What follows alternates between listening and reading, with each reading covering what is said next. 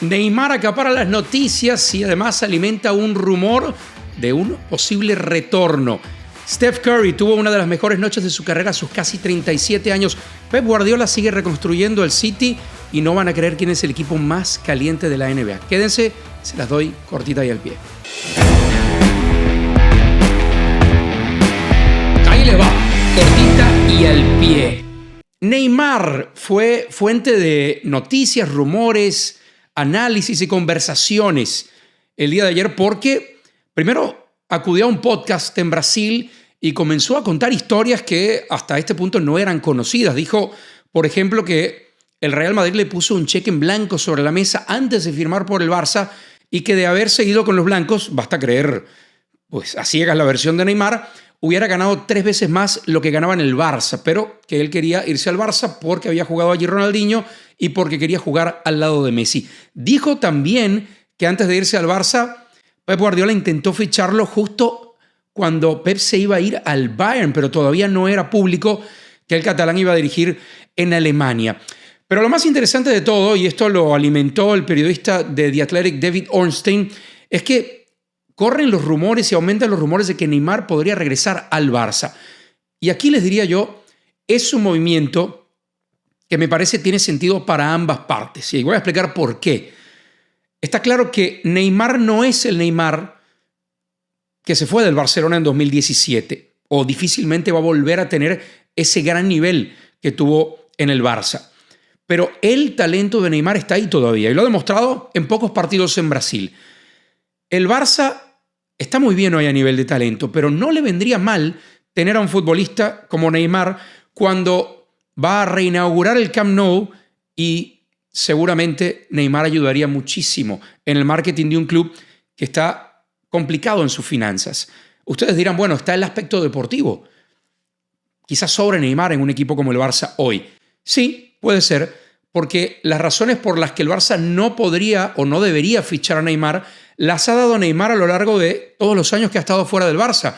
Su falta de disciplina en el Paris Saint-Germain, sus constantes ausencias y el hecho de haberse ido a Arabia cuando todavía estaba en buenas condiciones futbolísticas y haber jugado 3 partidos allí, sí, amén de las lesiones. Pero este periodo que pasa Neymar en Brasil, en Santos, en Brasil, la fuente de la mayoría de sus ausencias era viajar justamente a Brasil. Si Neymar prueba ser disciplinado en esta temporada en Santos y luego se acaba su contrato, haría todo el sentido del mundo para Neymar, que busca volver a la relevancia justo antes del Mundial de 2026, y para un Barça al que le vendría de maravilla recuperar a un viejo ídolo de cara a mejorar las finanzas. A la NBA, porque Stephen Curry está a escasas 2 semanas de cumplir 37 años. El que para mí es el mejor tirador en toda la historia de la NBA, quizá el mejor point guard, el mejor armador en toda la NBA, en toda la historia de la NBA, tuvo una de las mejores noches de su carrera, insisto, a casi 2 semanas de cumplir 37 años. Steph Curry anotó 56 puntos, aniquiló básicamente a un equipo de Orlando que llegó a tener una ventaja de más de 25 puntos en el juego, pero enfrentó lo que enfrentan muchos equipos cuando se miden a los Warriors, a un Stephen Curry indefendible. Cerró la primera mitad con un triple desde unos 5 metros atrás de la mitad de la cancha y tuvo 12 triples anotados en la noche. Se quedó a 1 de su propio récord y se quedó a 2 del récord absoluto en un juego en la NBA. ¿Saben quién lo tiene? Su ex Splash Brother, su ex compañero Klay Thompson. Y esto me hace recordar que desde que los Warriors trajeron a Jimmy Butler, su récord es de 7 victorias y 1 derrota. Sí, vuelven a ser candidatos a unos Warriors que parecían desahuciados hace apenas un mes en la NBA. Pero la llegada de Butler les hace realmente candidatos a meterse en una final de conferencia, a meterse en las finales de la NBA. Yo creo que no, por una sencilla razón. Y por eso recordaba a Klay Thompson. Jimmy Butler, siendo un gran jugador defensivo y un jugador muy versátil en el ataque y un líder en postemporada, para mí no es más que el mejor Klay Thompson que tuvo a su lado Steph Curry. Eso sumado a que Draymond Green no es el Draymond Green de hace unos años y que Steph Curry tiene estas noches, pero tampoco es el Steph Curry de años anteriores, se me hace difícil poner a los Warriors por encima de Oklahoma, por ejemplo, por encima del propio equipo de los Lakers hoy en día, que está viviendo un gran momento, e incluso por encima de los Denver Nuggets, que es cierto, perdieron en la otra noche contra los Lakers, pero siguen siendo un equipo más completo y más joven. Pero los Warriors han tenido un nuevo respiro, y esos 56 puntos de Stephen Curry tienen mucho que ver con estos Warriors nuevos, con la posibilidad de que Steph Curry pueda tener respiros dentro de los juegos y no sea la única fuente de ofensiva de este equipo. Candidatos, no sé si para tanto, pero Steph sigue cimentando su lugar en la historia de la NBA. El Manchester City presentó oficialmente a Claudio Echeverri, al Diablito, el exjugador de River, al que ya había fichado en una ventana anterior a la ventana de invierno, pero había dejado prestado por su juventud justamente en el fútbol argentino. Bueno, eso no es otra cosa que la continuación de esta estrategia de Pep Guardiola de reconstruir el City a base de chequera. Insisto, Claudio Echeverri no pertenece a la última ventana de fichajes, una ventana de fichajes en la que el City duplicó los gastos de todos los demás equipos de la Premier League juntos. 223 millones de dólares. Superó todos los fichajes hechos por los clubes españoles en la última ventana de invierno. Y sí, cuando se le critica a Pep Guardiola, que yo sigo creyendo es el mejor técnico de fútbol de la historia, la principal crítica es siempre tiene recursos a disposición. Quizá no fue así cuando llegó al Barça, quizá no fue tan así cuando estuvo en el Bayern, donde no pudo ser campeón de Europa, pero dominó la Bundesliga, pero definitivamente ha sido así en el City. Y esta última ventana y la ventana anterior es la prueba de que Guardiola quizá en esos últimos 10 años no haya sido el técnico que más haya gastado, o la diferencia no sea tanta con equipos como el United o el Chelsea, que han sido prácticamente irrelevantes. Pero la realidad es que cuando Pep necesita apelar de la chequera, el City no pestañea y pone el dinero necesario para reconstruir el equipo. Ese es el camino. El reto sigue siendo gigante, porque el talento, y lo han probado equipos como el United, como el PSG o como el Chelsea, el talento y los jugadores con etiqueta de precio muy alto no hacen por sí solo un campeón. Hace falta un líder, y Pep Guardiola está en la encrucijada en la que debe demostrar que lo es, incluso cuando se trata de reconstruir a un equipo.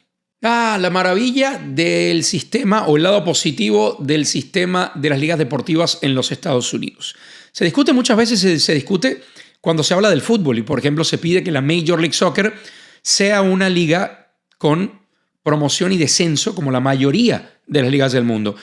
Y sí, hay argumentos para pedir que así sea por el bien de la liga, pero lo que está pasando en la NBA, o el último ejemplo de lo que está pasando en la NBA, me hace recordar esa discusión y poner una luz sobre el lado positivo del sistema cerrado de las competencias en Estados Unidos. Y no es otro que la variedad y la posibilidad de ver equipos ser muy malos y en un tiempo relativamente corto poder ser muy buenos. La variedad, el tener campeones distintos.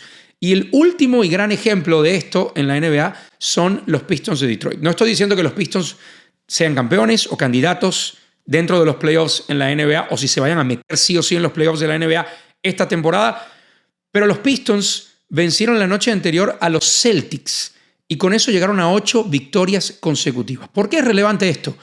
Más allá de que entre esas victorias haya habido partidos contra Chicago, que es un desastre, contra Charlotte, contra Atlanta y contra Orlando. Pero estos Pistons son los que hace poco más de un año impusieron el récord histórico de derrotas consecutivas en la NBA con 28. La peor franquicia de la temporada pasada, no solo en la conferencia este, sumadas las dos conferencias.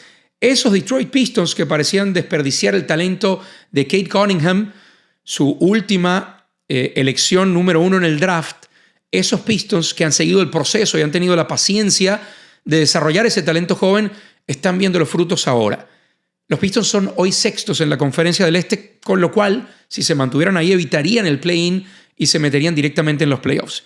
Quizá no terminen en esa posición, quizá ni siquiera se queden en el play-in y terminen eliminados de la postemporada. Pero son hoy el equipo más caliente de la NBA por encima del resto de la liga. Y eso prueba que en este sistema hay un lado positivo, y es que un equipo y hay 1000 ejemplos en la historia, o muchos ejemplos en la historia reciente, que toca fondo puede acercarse a la grandeza dentro de unos años.